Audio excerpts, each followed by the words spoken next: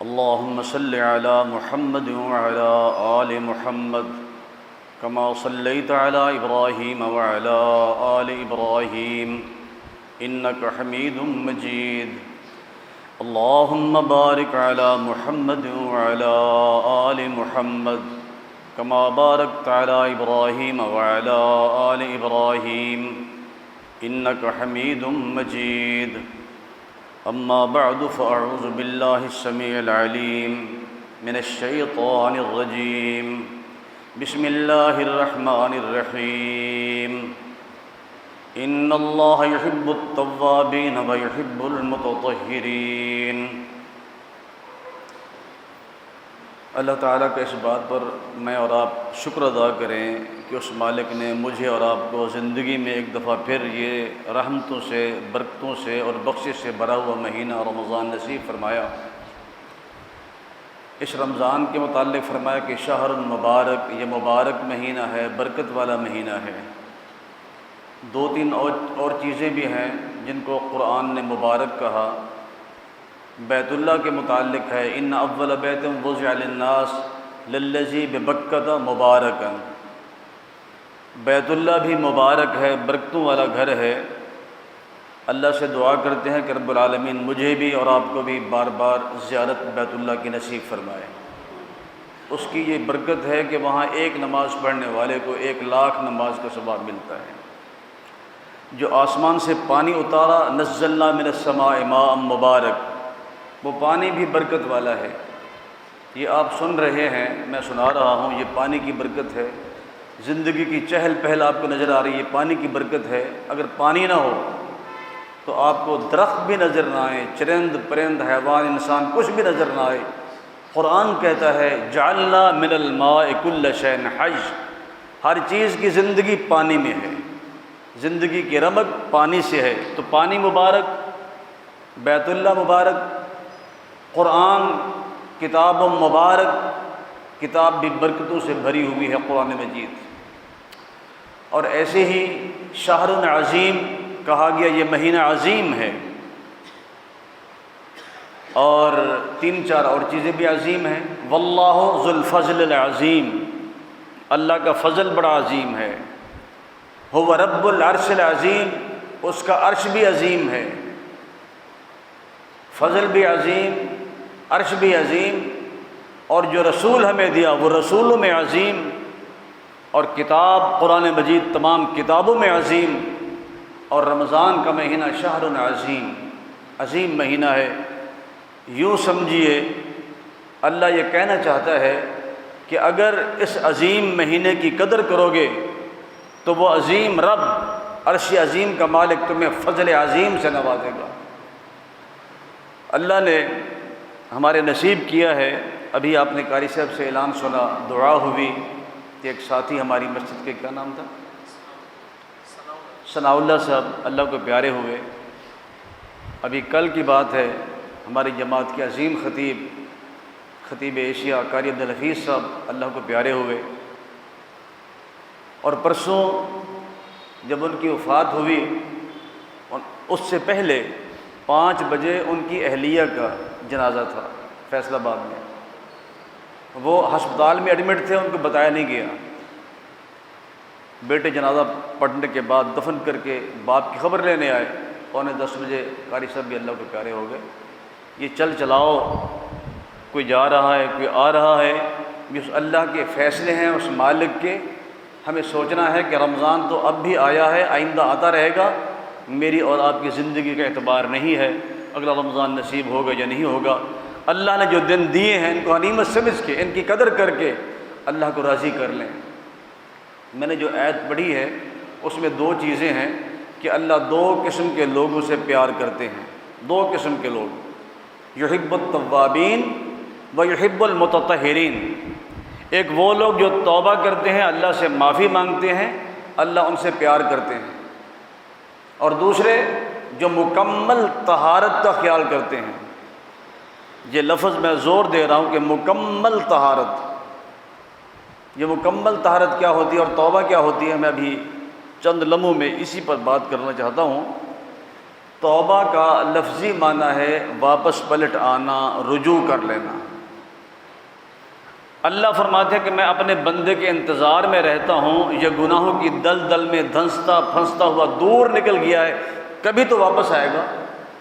اور میں کرتا کیا ہوں، یبسط یدہ باللیل لیتوب مسیء النہار، اللہ فرماتے ہیں میں رات کو باہیں پھیلا لیتا ہوں کہ دن کے کسی حصے میں غلطی ہوئی ہے، مجھ سے معافی مانگ لو۔ اور پھر ایسے ہی یہ عمل دن کو بھی دہراتا ہوں، رات کو بھی دہراتا ہوں، اور اپنی باہیں یہ باہیں پھیلانے کا مقصد کیا ہے؟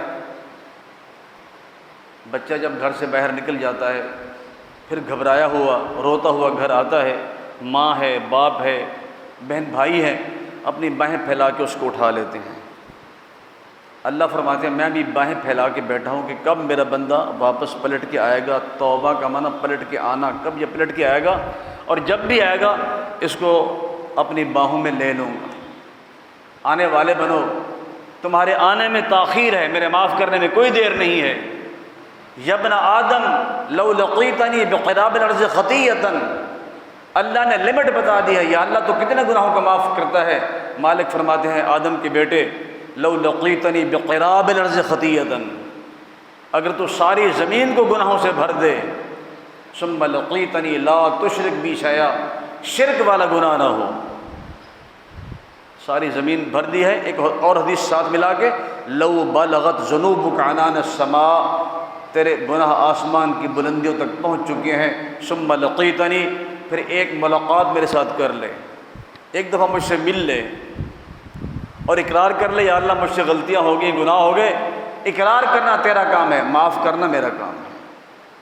آنے والے بنو، ہم تو مائل بکرم ہیں، کوئی سائل ہی نہیں، راہ دکھلائیں کسے، کوئی راہ رب منزل ہی نہیں۔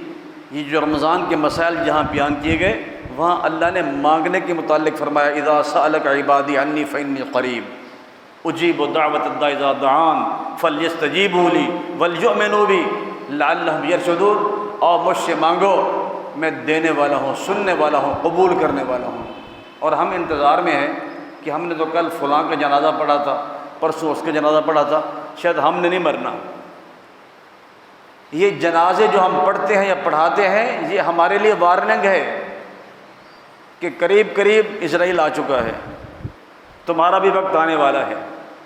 اور کسی نے سمجھایا اسی لیے جنازہ تیرا بھی اٹھے گا ایک دن، جنازہ تیرا بھی اٹھے گا ایک دن، جنازے اوروں کے تو نے اٹھائے، کہیں دستے ندامت اٹھتے اٹھتے در توبہ مقفل ہو نہ جائے، گناہوں کی ہوائے تند ہی میں چراغ زیست عاجز بجھ نہ جائے، فرشتے کہیں یہ وقت آخر، یہ انسان خوش نصیب ہے، فرشتے کہیں یہ وقت آخر، اے نفس مطمئنہ لینے آئے، جس کو اللہ کے فرشتے استقبال کرتے ہوئے یہ کہیں یا ایتھا النفس المطمئنہ ارجعی الی ربک راضیۃ مرضیہ فادخلی فی عبادی وادخلی جنتی، یہ خوش نصیب ہے۔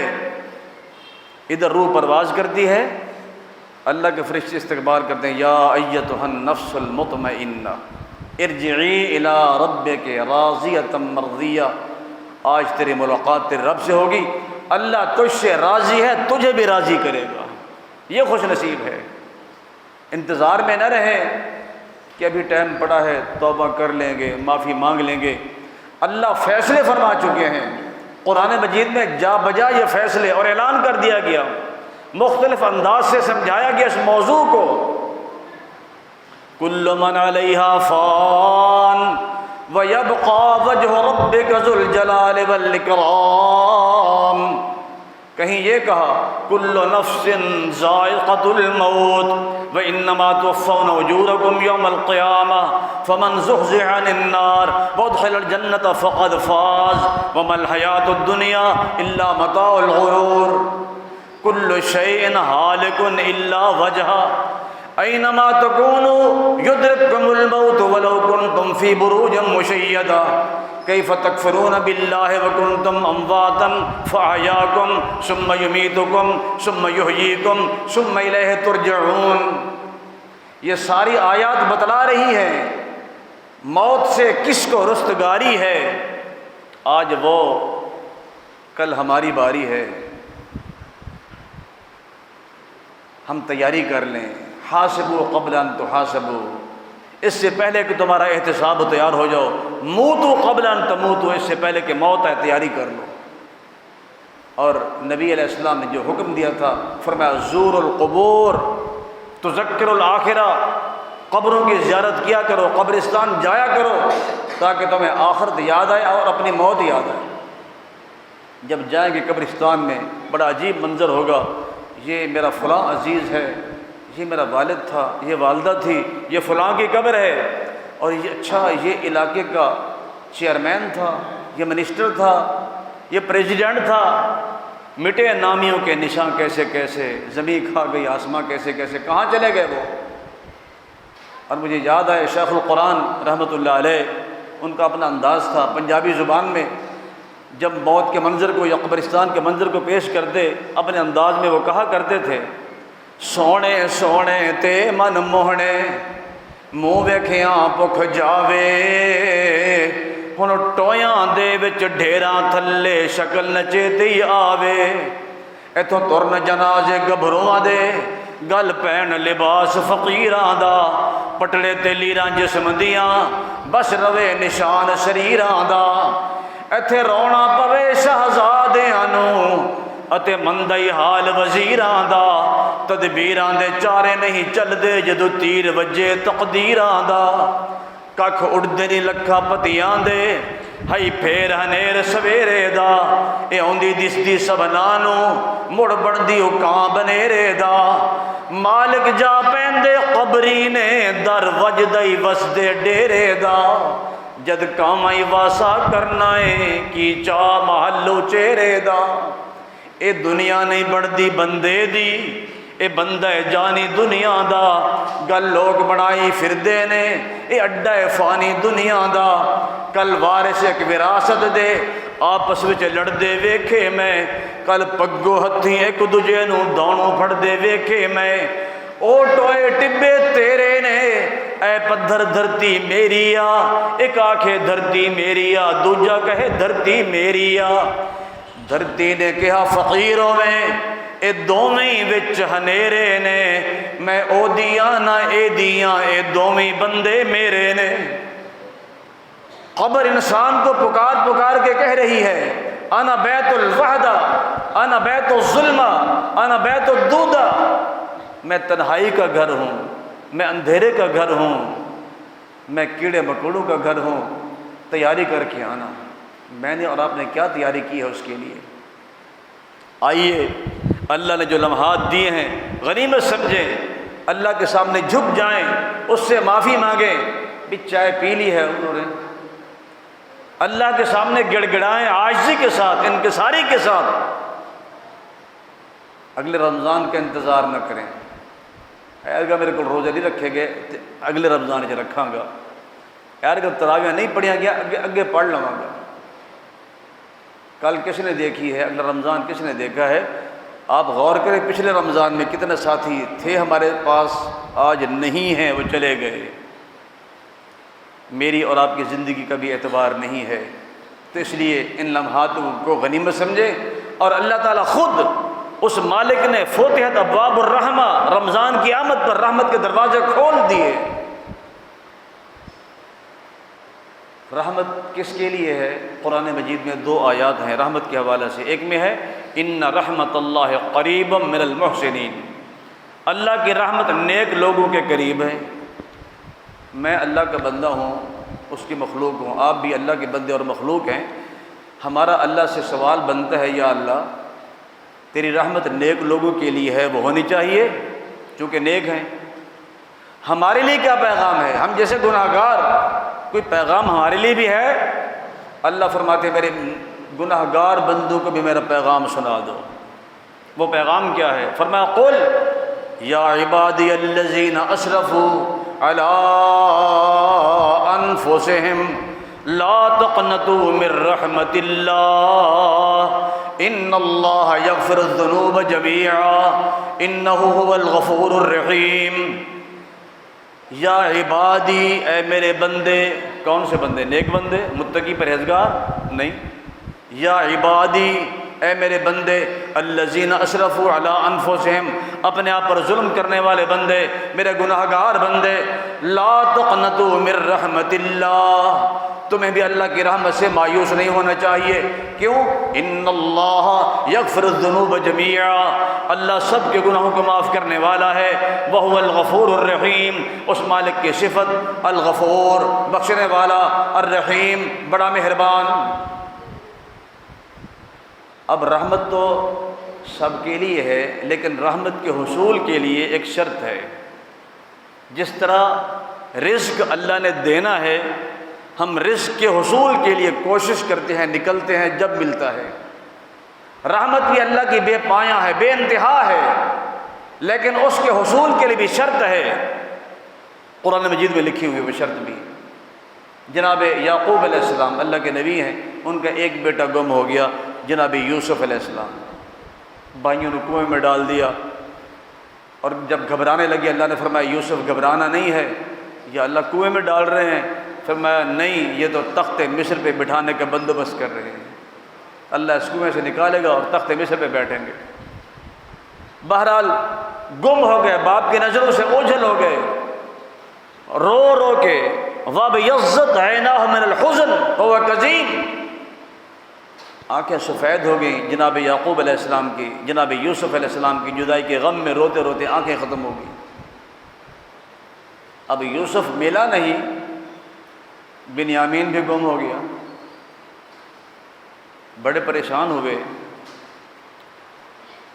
ایک دن پریشانی کے عالم میں یوسف علیہ السلام کو یاد کر رہے ہیں، بیٹوں نے اور محلہ والوں نے مذاق اڑایا، قالوا تاللہ تفتأ تذکر یوسف حتی تکون حرزا او تکون من الہالکین، اے یعقوب علیہ السلام آپ یوسف کو یاد کرتے کرتے ہلاک ہو جائیں گے، پگھل جائیں گے، یوسف آپ کو نہیں ملے گا۔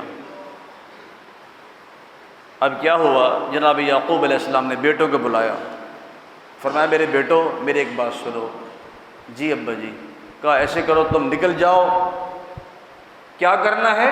یا بنی اذهبوا فتحسسوا من یوسف واخیہ ولا تیأسوا من روح اللہ، جاؤ جا کے یوسف علیہ السلام کو تلاش کرو، اس کے بھائی کو ڈھونڈو، فتحسسوا من یوسف واخیہ، ان دونوں کو تلاش کرو، نکل جاؤ، ولا تیأسوا من روح اللہ، اللہ کی رحمت سے مایوس نہیں ہونا، تلاش کرنا تمہارا کام، رحمت کرنا اللہ کا کام۔ رحمت کے حصول کے لیے تجسس، تحرک، تتبع اور تلاش شرط ہے، نکلے تو صحیح۔ اور نکلا ہے ایک نکلنے والا، جا کے پہلے مسئلہ پوچھا ایک مولانا صاحب سے کہ مجھ سے ایک کم 100 قتل ہو گئے ہیں، معافی ہے؟ کہنے لگے کوئی معافی نہیں، تو مجھے بھی گناہ گار کر رہا ہے، دوڑ جا، کوئی معافی نہیں ہے۔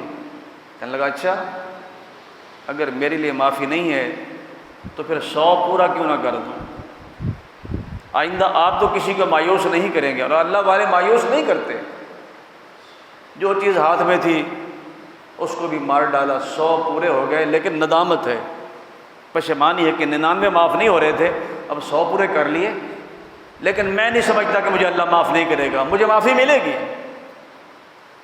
ایک اور اہل علم کے پاس، اللہ والے کے پاس گیا، کہا ایسے 99 تھے پھر 100 ہو گئے، کیا معافی ہے میرے لیے؟ مجھے اللہ معاف کریں گے؟ انہوں نے کہا بالکل کریں گے، اللہ سے توبہ کر لے سچے دل کے ساتھ، اپنے گناہوں کی معافی مانگ لے، اور جس بستی میں جس علاقے میں گناہ کیے چھوڑ دے اس کو، فلاں علاقے میں چلا جا جہاں اللہ کے نیک بندے رہتے ہیں، اپنی بقیہ زندگی وہاں جا کے بسر کر، مجھے امید ہے اللہ تجھے معاف کر دے گا۔ اب یہ نکلا ہے اس جذبے کے ساتھ کہ اللہ مجھے معاف کریں گے، اور حدیث کے الفاظ ہے الندامت و توبہ، اللہ ندامت کو بھی توبہ بنا لیتے ہیں، پشیمانی کو توبہ بنا کے قبول کر لیتے ہیں۔ اب یہ گھر سے نکلا ہے، دور دراز کا راستہ تھا، سفر تھا، راستے میں اس کو بخار ہو گیا، چلنا اس پہ دشوار ہو گیا، لیکن اس کے باوجود ہمت نہیں ہاری۔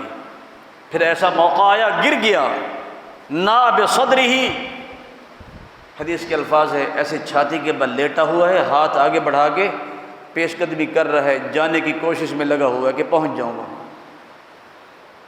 وہ وقت آ گیا جو ٹلا نہیں کرتا۔ ابھی آپ نے سنا کل نفس ذائقۃ الموت کل من علیہا فان، یہ وقت آ گیا اس کا، روح پرواز کر گئی۔ فرشتے جنت کے ریشمی خوشبو لگی ہوئی غلاف لے کے آ گئے، جہنم کے فرشتے بھی آ گئے بدبودار قسم کے متعفن ٹاٹ لے کر۔ فاختصمت الملائکہ، فرشتوں کا جھگڑا ہو گیا، جنت والے کہتے ہیں کہ یہ ہمارا ہے، جہنم والے فرشتے کہ یہ ہمارا ہے۔ اب یہ جھگڑا لے کر اللہ کے پاس گئے، یا اللہ تو ہی فیصلہ فرما۔ یہ کہتے ہیں کہ یا اللہ توبہ کر لی، معافی مانگ لی، نکلا ہوا ہے تیری رحمت کے حصول کے لیے۔ وہ کہتے ہیں کہ نہیں، ابھی معافی نہیں ملی۔ اللہ نے فرمایا ایسے کرو، جا کے زمین کی پیمائش کرو۔ فرشتوں کو زمین کی پیمائش پر لگا دیا اور خود ایک کام کیا، ان تقربی ان تبعدی، حکم دیا زمین کو نیک بستی تو قریب ہو جا، گناہوں والی تو دور ہو جا۔ یہ کس وجہ سے کہ دل میں تڑپ پیدا ہوئی، امنگ پیدا ہوئی، نادم ہو گیا، پشیمان ہوا کہ اللہ سے معافی مانگ لوں، توبہ ہو قبول کر لے گا اللہ۔ تو اللہ نے توبہ بنا کے قبول کر لی۔ جب فرشتے پیمائش کر رہے ہیں، دیکھا صرف ایک بالشت اس علاقے کے قریب ہے جس طرف جا رہا ہے، اس بہانے سے اللہ نے معاف کر دیا۔ تو آنے والے بنو، تمہارے آنے میں تاخیر ہے، میرے مالک کے معاف کرنے میں کوئی تاخیر نہیں ہے۔ ہم سے غلطیاں ہو جاتی ہیں، حدیث میں آتا ہے کل بنی آدم خطا، انسان ہو آدم کا بیٹا غلطی نہ ہو ممکن نہیں ہے، سب سے غلطیاں ہوتی ہیں، اور بہترین خطا کار وہ ہیں جو اللہ سے توبہ کر کے معافی مانگتے ہیں۔ اللہ ہمیں توبہ کرنے کی توفیق عطا فرمائے۔ ایک تو اللہ توبہ کرنے والے سے پیار کرتے ہیں، پسند کرتے ہیں، اور دوسری بات یحب المتطہرین، اللہ مکمل طہارت اختیار کرنے والوں کو بھی پسند کرتے ہیں، ان سے پیار کرتے ہیں۔ یہ مکمل طہارت کیا ہوتی ہے؟ اس کی 5 قسمیں بنتی ہیں: طہارت لباس، طہارت جسم، طہارت اخلاق، طہارت فکر اور طہارت مکان۔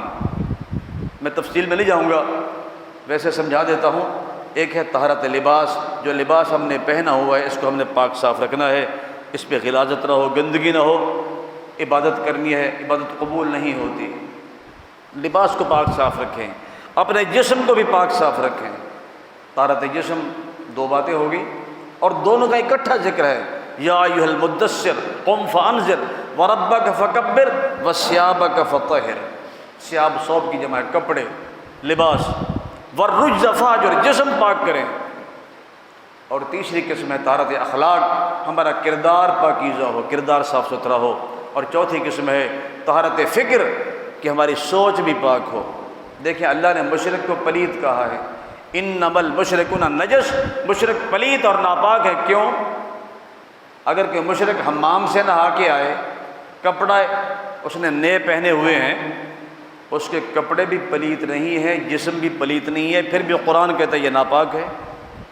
وجہ کیا ہے؟ اس کی فکر، اس کی سوچ ناپاک ہے۔ وہ کہتا ہے کہ اللہ بھی ہے، فلاں بھی ہے۔ اللہ کا انکار نہیں کرتا، اللہ کو مانتا ہے مشرک، لیکن کہتا ہے اللہ بھی ہے اور فلاں بھی۔ یہ شرک ہے۔ اس وجہ سے، گندی سوچ کی وجہ سے مشرک کو پلید کہا۔ ہماری سوچیں بھی گندی ہوتی ہیں، ہم سوچتے رہتے ہیں کہ فلاں آدمی کا ہم کیسے بیڑا غرق کر سکتے ہیں، اس کو نقصان کیسے پہنچا سکتے ہیں۔ یہ گندی سوچ ہے۔ اپنی سوچوں کو انسان پاک کرے، یہ طہارت فکر ہے۔ اور آخری بات وہ طہارت مکان ہے۔ مکان سے مراد جگہ، جس جگہ ہم رہتے ہیں، جس گھر میں رہتے ہیں، اس کو ہم نے پاک صاف رکھنا ہے۔ اور جس جگہ ہم نماز پڑھتے ہیں، جس مسجد میں ہم نماز ادا کرتے ہیں، اس کی بھی پاکیزگی کا، طہارت کا، صفائی کا ہم سب نے خیال کرنا ہے۔ یہ اکیلے مولوی صاحب کی ذمہ داری نہیں ہوتی، بھلے ان کی ذمہ داری ہے، کتنا بڑے سے بڑا کوئی امام ہو، خطیب ہو، اس کی بھی ذمہ داری ہے، لیکن آپ سب کی ذمہ داری ہے۔ کوئی یہ کہے کہ میں تو چودھری ہوں، میں وڈیرا ہوں، میں ملک ہوں، میں خان ہوں، کوئی بھی بڑا نہیں ہے۔ میں ایسے 2 نام آپ کو بتاتا ہوں، اگر ان سے کوئی بڑا ہے میرے سامنے آئے، ابھی میں پوچھ لیتا ہوں۔ 2 ایسے آدمی جن کی اللہ نے ڈیوٹی لگائی کہ جھاڑو اٹھا کے صفائی کرو، وہ کون ہے؟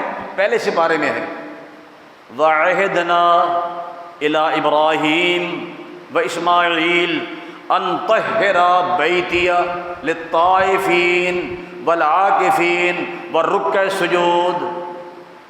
مالک فرماتے کہ میں نے دو بندوں کی ڈیوٹی لگائی، ایک ہے ابراہیم خلیل اللہ، اسماعیل ذبیح اللہ، باپ اور بیٹا۔ میں نے کہا تمہاری ڈیوٹی ہے طہرا بیتیا، میرے گھر کو صاف کرو، اس کی صفائی کیا کرو۔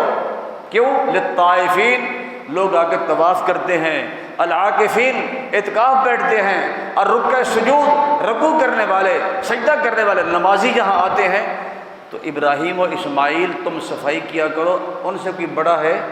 میں تو نہیں ہوں، آپ میں سے شاید بھی ہو، لیکن نہیں، کوئی بھی ان سے بڑا نہیں ہے۔ تو ہم سب کی ذمہ داری ہے as a Muslim, as a نمازی، جہاں بھی ہم نماز پڑھتے ہیں کسی مسجد میں، ہم سب نے مل کر اس کی صفائی کا خیال کرنا ہے۔ اور میں نے ویسے بات کہہ دی، اکثر ہم دیکھتے ہیں، میں تو جتنے بھی ائمہ ہیں ہمارے پاس اساتذہ ہیں، میں ان کو بھی کہتا ہوں کہ تم خود جھاڑو اٹھا لیا کرو۔ جب اٹھاتے ہیں نا استاد یہ مولانا صاحب، 20 شاگرد آ کے پکڑ لیتے ہیں، 20 مقتدی آ جاتے ہیں، جی آپ رہنے دیں ہم صفائی کریں گے۔ یہ جذبہ ہونا چاہیے سب میں۔ اللہ سے دعا ہے کہ رب العالمین ہمارے اندر یہ دو صفات جو میں نے بیان کی پیدا فرما دے۔ ایک کیا ہے؟ التوابین، اور دوسرا متطہرین، توبہ بھی کرے اللہ سے، معافی مانگے گناہوں کی، اور اپنی مکمل طہارت کا خیال رکھیں تاکہ ہم بھی اللہ کے پسندیدہ اور پیارے بن سکیں۔ اقول قولی ھذا الحمدللہ۔